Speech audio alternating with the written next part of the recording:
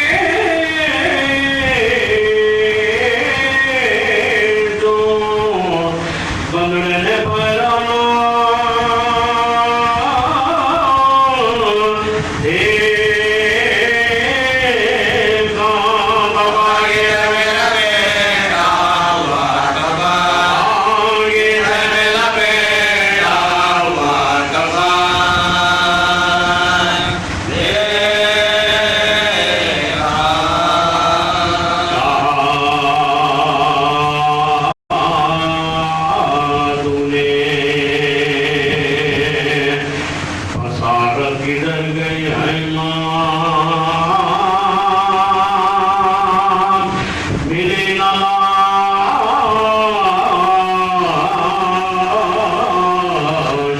اسر کی تمام رندے کا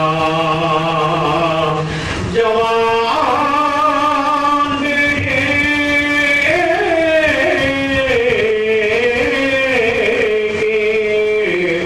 میت تم نے بھائی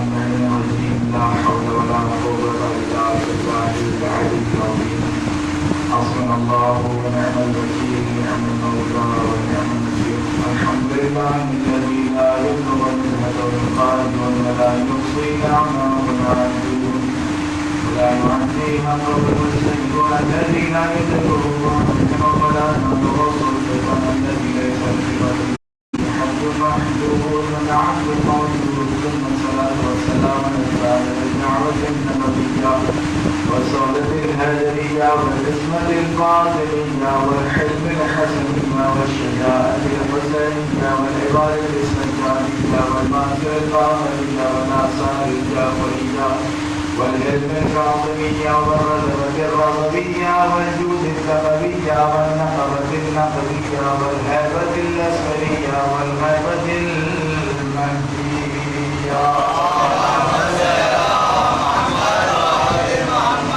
أما بعد فقد قال سبحانه تبارك وتعالى في كتابه المجيد وهو أصدق الصادقين وقوله الحق بالحق. بسم الله الرحمن الرحيم.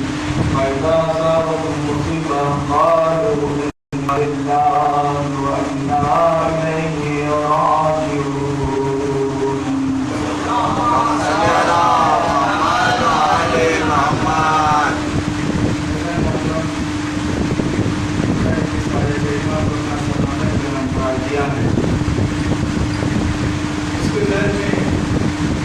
آپ کی خدمت عالیہ میں کچھ معلومات پیش کرنے سے پہلے یہ بیان کرنا ضروری سمجھتا ہوں کہ چھٹے امام نامے سے آپ نے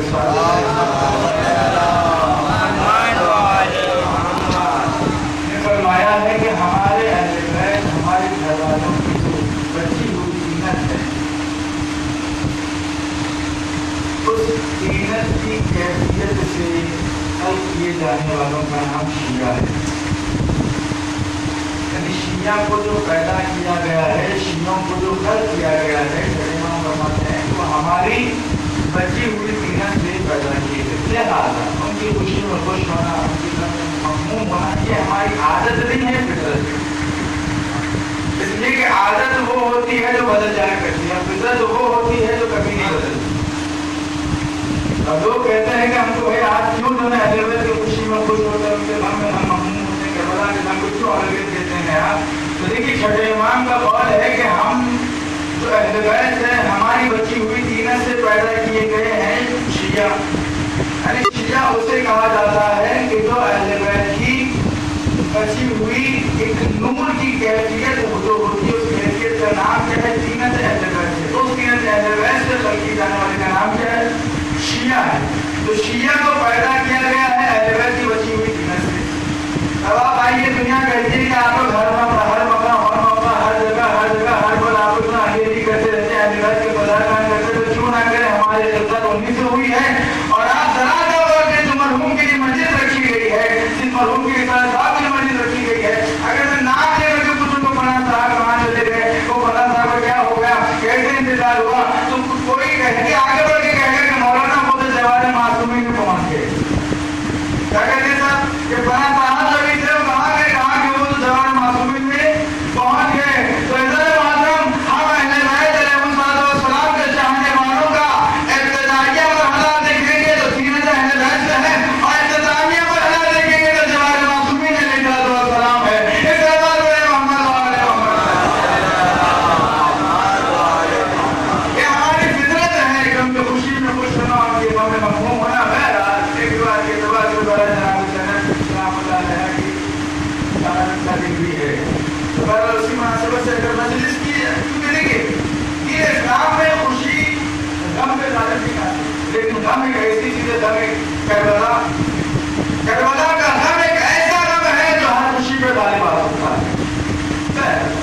بزرگ والوں میں اس آئے کریمہ کا اپنا سلام کلام کہا. اس کے بعد یاد کرتا چلوں کہ اللہ نے فرمایا کہ وہ لوگ کہ جو مصیبت میں گرفتار ہو جاتے ہیں تو کہتے ہیں قالوا انا للہ وانا الیہ راجعون، کہ ہم جس کی طرف سے آئے تو اسی کی طرف پلٹ کے جانے والے. یہ کون کہتے ہیں سر؟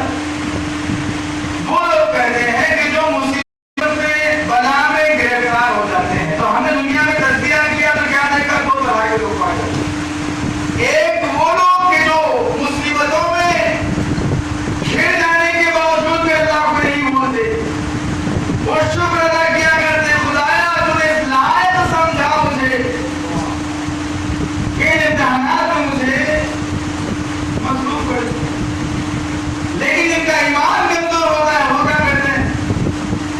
معاذ اللہ تعالیٰ بدل کہ اللہ کو ہم ہی ملے تھے، کوئی اور نہیں ملا تھا. اتنے سال مشکلات میں چلے، ابھی مشکل کیا ہے؟ اللہ ہمارے ساتھ آئے صاحب معاذ اللہ نہ پھر کو روکنا والا. اللہ بتا رہا ہے کہ وہ لوگ کامیاب لوگ ہیں کہ جو مصیبتوں بلا میں گرفتار ہونے کے بعد اپنے خدا کو نہیں بھولتے ہوئے کہتے ہیں کہ ہم جہاں سے آئے تھے وہیں پر جانے والے ہیں.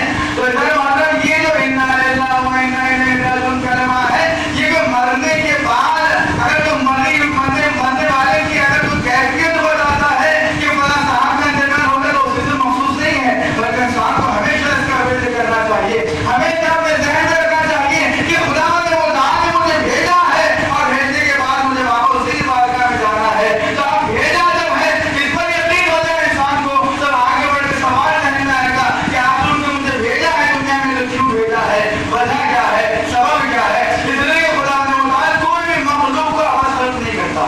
خدا کا کوئی بھی کام عوض نہیں ہوا کرتا.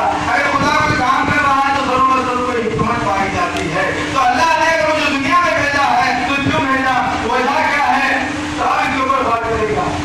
جب غور کرے گا تو قرآن پڑھنا شروع کرے گا. قرآن پڑھتے پڑھتے سمجھنا شروع کرے گا. سمجھتے سمجھتے عمل کرنا شروع کرے گا. تو حضرت قرآن ایک اور آیت ہے، مقصد خلقت انسانیت کو بتا رہی، کیا بتا رہی ہے کہ وما خلقت الجن والانس الا لیعبدون. ہم جو ہے انسانوں کو جنات کو خلق ہی نہیں کرتے مگر یہ کہ وہ ہماری عبادت کرے. اب دیکھیں آپ جب عبادت کی بات آتی ہے تو ہم کہتے ہیں کہ صاحب آپ عبادت کیا کیجیے، نماز پڑھا کیجیے، پابندی وقت نماز پڑھا کیجیے. اس لیے کہ اہل بیت کے چاہنے والے کبھی نماز سے دوری اختیار نہیں کرتے. کیوں؟ اس لیے کہ نہ دین مولا حسین سے جدا ہے نہ حسین دین سے جدا ہے. اس لیے خواجہ معین چشتی نے کہا شاہت حسین بادشاہت حسین دین عزد حسین دیپنا عزد حسین. تو اب نماز سے دور ہے وہ حسین سے دور ہے، جو روزے سے دور ہے وہ حسین سے دور ہے، جو حج سے دور ہے وہ حسین سے دور ہے. تو ہم اگر جو ہے کوئی نماز نہیں پڑھتا پھر بھی حسین ہونے کا دعویٰ کرتا ہے تو صرف اور صرف زبانی نہ کرتا ہے اور کوئی حقیقت نہیں پاتا. تو لہٰذا تو اللہ نے بھی مقصد خلقت انسان کو بتایا، کیا بتا وما خلقت الجن والانس الا لیعبدون، تاکہ وہ میری عبادت کرے. کیوں؟ سر آپ اور ہم جو عبادت کرتے ہیں سر اس کی وجہ کچھ اور ہے. اگر کوئی شخص نماز پڑھ رہا ہے، میں نے پڑھ کے پوچھ لیا کہ صاحب آپ نماز کیوں پڑھ رہے ہیں، تو کہیں گے صاحب ہم کو اللہ ہم کو راضی کرنا ہے. کیوں؟ تاکہ اللہ اگر راضی ہو جائے تو ہمیں جنت مل جائے گی. جیسے کہا جنت میں کیا کریں گے صاحب، کہا کہ جنت میں جائیں گے تو بھائی جہنم کی آگ سے بچیں گے. تو نماز پڑھنے کی وجہ بتائیں گے.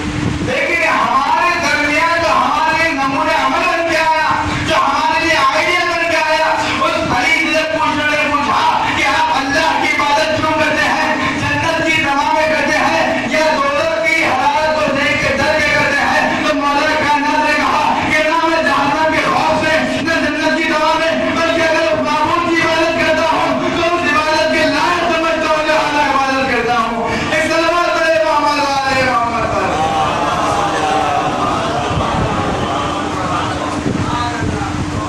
میں مولا کائنات کو ہمارا دیکھے تو مولا کائنات تو پوچھا گیا کتنی مارے، اس لیے یقین کے ساتھ اور عبادت کرنے کا طریقہ سلیقہ بتایا. مولا علی نے مشہور واقعہ ہے، میں بیان نہیں کرنا صرف اشارہ کرتا ہوں گزر جاؤں. کہا جاتا ہے کہ جب مولا علی کو پیر میں تیر لگ گیا نکالنا چاہتے تو بہت تکلیف ہو رہی تھی. تب رسول اللہ نے کہا کہ جب علی نماز میں مشغول ہو تو تیر نکالنا. کیوں کہا؟ یہ عبادت کا طریقہ بتایا، یہ طریقہ بتایا کس طرح سے عبادت کرنا ہے. اور آپ دیکھیں گے انسان کی خلقت کا سب سے بہترین نمونہ اگر آپ ہمارے سامنے دنیا میں دیکھنا چاہتے ہیں، جب بچہ پیدا ہوتا ہے تو کیا کرتے ہیں سب ہم لوگ سب سے پہلے پیدا ہونے سے کھول کے لیتے ہیں. سیدھے کان میں کیا کرتے ہیں سب، دائیں کان میں اذان کرتے ہیں، بائیں کان میں اقامت کرتے ہیں. اسی طریقے سے کوئی شخص مر جائے تو کیا کرتے ہیں، میت بتا رہے ہیں مولا والے میری محبت کا دم بھرنے والا زندگی نماز اذان سے لے کر کے نماز کے اختتام کے درمیان جہاں زندگی ہے. اب کیسے گزارنا ہے یہ خود انسان کو بڑے پر کرتا ہے. تجھنے سے ہونے کو میں اچھے اعمال کرتے ہو گزار انسان کامیاب انسان. اس لیے مولا کائنات دیکھیں مسلو قرآن نے کہا ہاتھ کو مانا مسلو قرآن فرمایا کہ یا علی انت وشیعت کا حب الفائد. اے علی آپ اور آپ شیعہ کامیاب ہیں. وجہ یہی ہے کہ اب جب یہاں پر کہہ دیا گیا کہ یا علی آپ اور آپ شیعہ کامیاب ہے, کون کہہ رہا ہے کہ اس کے لیے اللہ ہم نے کہا وما ينطق عن الهوى ان هو الا وحی یوحی. یہ رسول تو کچھ کہتا ہی نہیں مگر بغیر وحی الہی کے, جس کے فعل کو اللہ نے اپنی طرف منسوخ کیا. وہاں ہم نے کہا نماز پڑھا کہ اللہ رہا یہ رسول کو بندر آپ نے نماز پڑھ کے ہم نے ماری کہ جس کے فعل کو اللہ اپنا فعل کہہ رہا ہے, جس کے فعل کو اپنا فعل کہہ رہا ہے, وہ رسول کہہ رہا ہے یا علی انت وشیعت کا حب الفائد. اس کا مطلب یہ ہے کہ اب جو علی کے جانے والے ہیں اب وہ نمازی ہیں, اب جو علی کے جانے ہیں وہ روزدار ہیں, اب جو علی کے جانے والے ہیں وہ حاجی ہیں. ایک سلوات پڑھے محمد علیہ وسلم.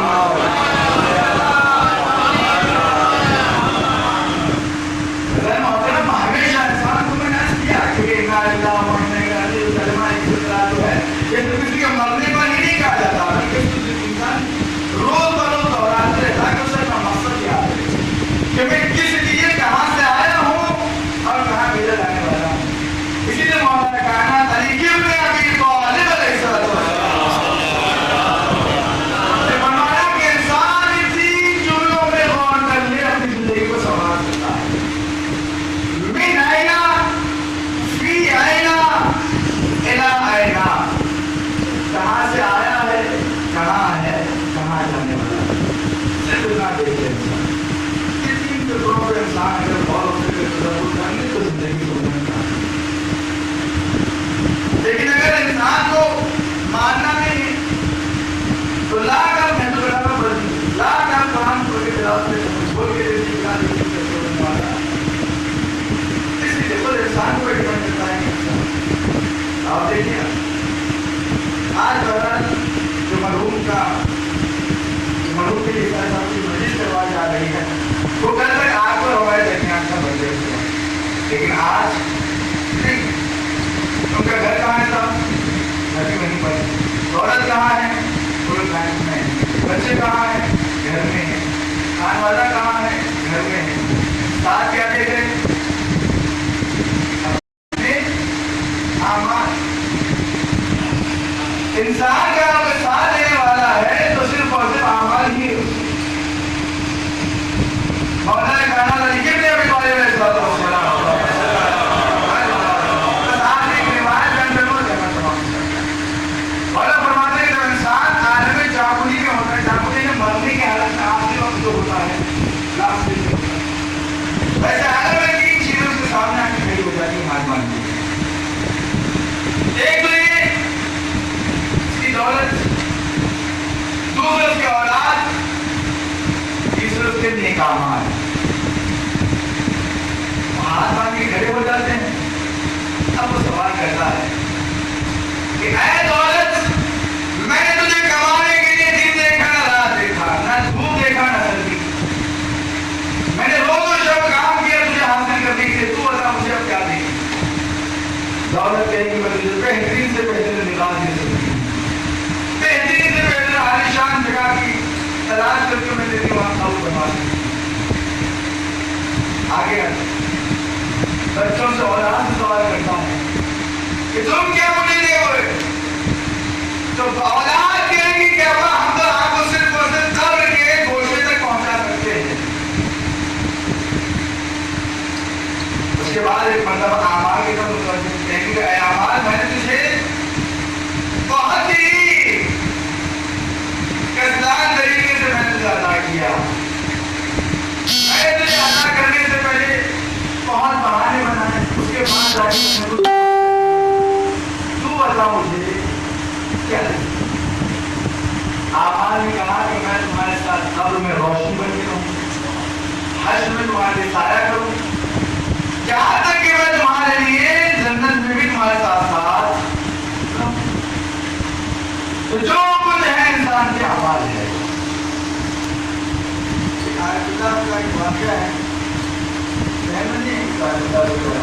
تو مانتے شاید موجودہ وہ کہتے ہیں کہ قبرستان میں نبی کا گھر تھا. تو انہوں نے کہا ایک میت آئی, میت آنے کے بعد دفنا دیا گیا. تو دفنا دیا گیا تھوڑی دیر کے بعد دیکھا کہ نورانی شخصیت ہے, اتنا نور اور ایسی خوشبو اس سے ظاہر ہو رہی ہے کہ انہوں نے کہا کہ میں نے اپنی زندگی میں کبھی ایسی خوشبو نہیں چونتا. وہ شخص, وہ جو خوبصورت شخص تھا, مجسم شخص تھا, وہ قبر کے پاس غائب ہو گیا. تھوڑی ہی دیر تو ملتی کہ اتنا خارج جگہ ہوتا ہے کہ جس کے بدن میں سخت بھرے ہوئے تھے, ہر سخت سے جو ہے کسی کر رہا تھا, پوری کر رہا تھا, ایسی بدبودار اسے جو بدبو آ گئی کہ زندگی میں کبھی انہوں نے بدبو نہیں. کہا کہ یہ کتا بھی رکھتا اسی قبر کے پاس غائب ہو گیا. تھوڑی دیر کے بعد جب انہوں نے دیکھا, وہیں پر غور کرتے تھے تو کیا دیکھا کہ وہ جو شخص اتنا خوبصورت تھا, بہترین خوشبو جس کا آ گئی تھی, وہ شخص بہت بس کھٹے ہو گئے, چہرے پہ دم, ہاتھوں پہ دم, وہ نکل رہا ہے, وہ اب اسے برآمد ہو رہا ہے. یہ عالم دین نزدیک پہنچنے کے بعد کہا کہ یہ بتاؤ آپ کون ہو اور آپ اس قبر میں کیا کرتے ہیں. تو وہ شخص جو خوبصورت جلال پہن کے آتا وہ گویا ہوا کہنے لگا کہ میں جو صاحب قبر ہے, صاحب قبر کے اچھے اعمال ہوں, تو اللہ نے مجھے مجسم بنا کر اس کے پاس بھیجا تاکہ میں اس قبر میں روشنی تاکہ اس کے برے اعمال سے, چونکہ اس کے برے اعمال بہت زیادہ تھے اور نیک اعمال کم سے زیادہ, وہ برے اعمال اچھے اعمال سے غالب آ کر مجھے مار کے باہر لگا دیا اور قیامت تک اب وہ کتا اس کے ساتھ رہے گا, اس کو ایزا پہنچاتا رہے گا. انسان کوشش کرے کہ ہم دنیا میں اگر آئے ہیں تو ہمارا مقصد عزت کیا ہے اور ہمیں اللہ نے کس وجہ سے دنیا میں بھیجا ہے. دنیا میں آنے کے بعد انسان کوشش کرے جس طریقے سے ہو سکتا ہے, اور مرنے والے کے لیے سب سے بہترین سوال ہے جا کے صدقہ. اگر آپ صدقہ مرنے والے کی طرف سے دیتے ہیں تو کہتے ہیں کہ قبر کی جو پہلی رات ہوتی ہے بہت گھبرایا ہوا رہتا ہے, اور وہ قبر میں دفناتے وقت ہر کسی سے آدمی کہتا ہے کہ میں مرا نہیں ہوں, تو مجھے دفن کیوں کر رہے ہو. اور یہی واقعہ ہے کہ ایران میں دو بھائی رہا کرتے تھے, ایک عادل تھا, ایک نیک تھا, ایک بہت بڑا تھا, بس بڑے بڑا. وہ کہنے لگا کہ چلے ایماندار کی اجازت میں جاتے ہیں. دونوں بھائی چلے جاتے ہیں. جو برا بھائی تھا جو بہت زیادہ برا کیا کرتا تھا, اس کا انتقال ہو گیا. یہ نیک جو بھائی تھا وہ گیا حرم میں سینا کیا کرنے کے بعد اس شخص کو اس کو کفن نہیں کیا. وہاں کا رواج یہ ہے کہ جتنی مسجد جو ہوتی ہے وہ حرم میں آتی ہیں, مولا رضا یا ان کے ذریعے سے جو ہے مرتبہ چکر لگانے کے بعد اس کو جو ہے دفنایا جاتا ہے. اب جب لایا گیا تو دفنانے کے بعد اب اس نے خواب میں اپنے بھائی کو دیکھا تو کیا دیکھا کہ وہ جنت کے بہت بلند درجے کے فارغ ہے. یہ بھائی پریشان ہو کر کہا کہ بھائی تم اتنے گناہگار تھے, کیسے اتنے بلند درجے سے چلے گئے. تو اس نے کہا کہ میں بہت گناہگار تھا, میری مغفرت نہیں ہوا کرتی تھی, لیکن ہاں جب میں مر گیا تو مجھے آتش جہنم کے دو ایسے فرشتے آ کے حصہ پہنچانے لگے, اور جس دورے مجھے رکھا گیا وہ دورہ بھی جو ہے آتش کا ہو گیا, اور جو کفن مجھے پہنایا گیا وہ کفن بھی جو ہے آتش جہنم سے ہو گیا تھا. اور جب مجھے پانی دیا کرتا ایسا کھولتا پانی تھا کہ میں تڑپ رہا تھا. پھر کیسے تم جو ہے اتنے بڑے تاکہ جب حرم میں آنے تھا میرا لاشا لے جایا گیا اور نماز جب میں ادا کی گئی تو مجھے عذاب ہٹا دیا گیا. میں پریشان ہو گیا کہ ماجرا کیا ہے. تو ایک عالم دین وہاں بیٹھے ہوئے تھے, میں نے ان سے پوچھا کہ یہ بتائیے کہ یہ مجھے تو عذاب سے چھٹکارا ملا ہے, وجہ کیا ہے. تو انہوں نے کہا کہ چونکہ تو حرم میں مانگ میں آیا ہے لہٰذا اللہ کا عذاب اس سے دور ہو گیا, لیکن جیسے تو حرم سے باہر نکلے گا پھر دوبارہ سے عذاب نازل ہو جائے گا. اور وہ شخص پریشان ہوا, کہا کہ کوئی حادثہ ہو تو مجھے بتائیے. کہا کہ جاؤ اور ڈاکٹر جو بیٹھے ہیں علی ابن موسیٰ رضا ہے تو ان سے اور جانے کے بعد امام رضا سے کہنے لگا کہ یا مولا رضا. تو ایک مرتبہ مولا رضا نے اس کو رخ موڑ لیا کیونکہ بہت گناہگار تھا. اس کے بعد وہ آگے سے گئے, جانے کے بعد امام نے کہا مولا رضا, تو مولا رضا نے دوبارہ اپنا رخ موڑ لیا. اور جیسے لوگ مجھے 3 سے 4 دفعہ اتنا ہو گیا پھر دوبارہ آئے اپنے آنے میں دن کے بعد کہا کہ وہ مولا رضا میں تب دیکھ بھی نہیں رہے ہیں. تو ایک مرتبہ وہ عالم دین نے کہا کہ ایک طریقہ ہے مولا رضا کو متوجہ کرنے کا. میں نے سنا تھا اپنے جد رسول خدا سے, اپنے جد علی مرتضیٰ سے, کہ جب بھی اولاد علی کو ان کی جدہ فاطمہ زہرا کا واسطہ دے کے دعا کرو تو حتماً قبول ہوتا ہے.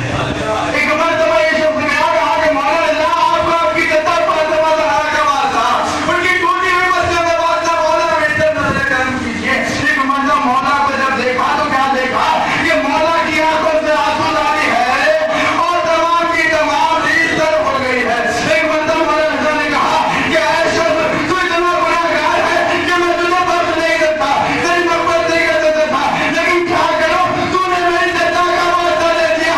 آئیے ہم بھی مولا رضا کی بارگاہ میں اپنے ہاتھوں کو بند کرتے ہیں. مولا رضا ہم بھی بہت گناہگار ہیں, ہماری آپ کی جدہ فاطمہ زہرا کے صدقے میں ہماری شفاعت فرمائے. اور میں مولا رضا میں کہوں گا کہ مولا رضا ارے آپ کو آپ کی جدہ کا جب واسطہ دیا جا رہا ہے تو آپ کو اتنا رونا آیا ہے. ارے جب فاطمہ زہرا پر جدہ ہوا دروازہ گرایا گیا, علی پر کیا گزری ہوگی, علی نے کیسے صبر کیا ہوگا. انا للہ و انا الیہ راجعون. ربنا تقبل منا خدایا ہم سے ہماری زندگی سے بات قبول فرما. میرے معبود اس مجلس کا ثواب سارے سارے ثواب شاکر انسان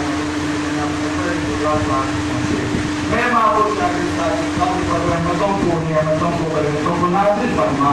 میرے معبود ان کے قبر سے آزاد قبر تاریخی کے قبر و محشر قبر کو دور فرما. گناہ کبیرہ و صغیرہ کو بخش دے. میرے معبود درجات متعالی فرما محمد و آل محمد. میرے معبود ان کے اعمال حسنہ کو قبل کے درجہ عطا فرمائے. میرے معبود ان کی قبروں پر رحمتوں کو نعمتوں کو فرما, رحمتوں کو نعمتوں کو برکتوں کو نازل فرما. میرے معبود ان کو دسترخوان حضرت فاطمہ زہرا سلام اللہ علیہ کا مہمان قرار فرما. میرے معبود جہاں جہاں نشان حیدر کرا ہے ان کی جان مال عزت آبرو کو تحفظ فرما. میرے معبود جو بھی مومن مومنات سے بیمار ہیں شفا کاملہ و عاجلہ عطا فرما. بالخصوص صاحبہ کی والدہ شہزادی بیگم کو تو اور عطا فرما. ان کا سایہ ان کی اولاد کو برقرار فرما. میرے معبود صحت و سلامتی عطا فرما.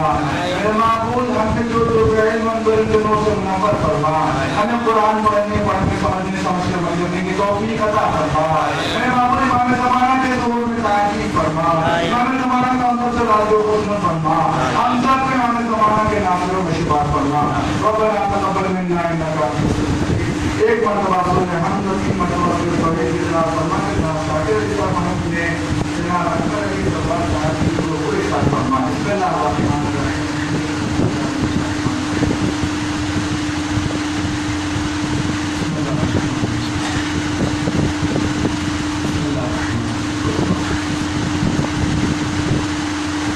اللهم تقبل منا هذه الصلاة وبعد ثوابها إلى روح جناب شاكر يوسف ابن جناب يوسف ابن جناب ابن يوسف رحمتك يا أرحم